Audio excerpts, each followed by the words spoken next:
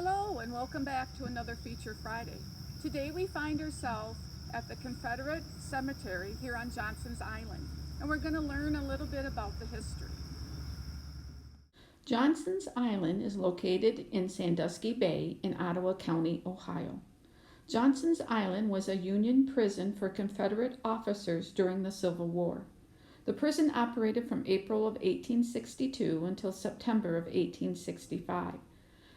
Johnson's Island was chosen because its isolated location within Lake Erie, location to key cities, roads, rail, and waterways, and it was easy to acquire building supplies and secure food.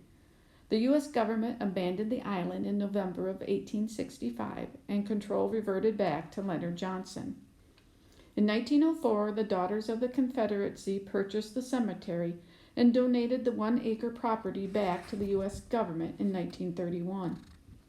In 1890, officials from Georgia raised funds to construct an iron fence to enclose the cemetery and erect marble headstones at each of the graves. While only 206 grave markers stand in the cemetery, 267 individuals' remains were discovered using non-invasive ground-penetrating radar. The iron archway stands at the entrance closest to Sandusky Bay. In June of 1910, the Daughters of the Confederacy dedicated a bronze statue upon a granite base. The statue is of a Confederate soldier standing guard and looks out over the bay. Johnson's Island was the site of one of the most elaborately planned prison escape attempts of the Civil War.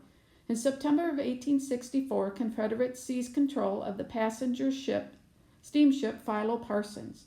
They had hoped to use the Philo to board the warship, the USS Michigan. Once in control of the warship, they were certain the guards of the prison would immediately surrender. However, before they could carry out their plot, they were arrested.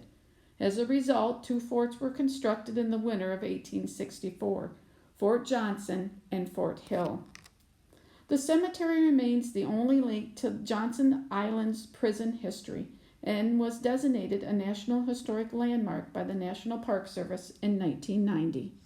So next time you find yourself in Oak Harbor, make sure you stop by the library and check out the local History and Museum Center to learn more about this area, including the cemetery you see behind me.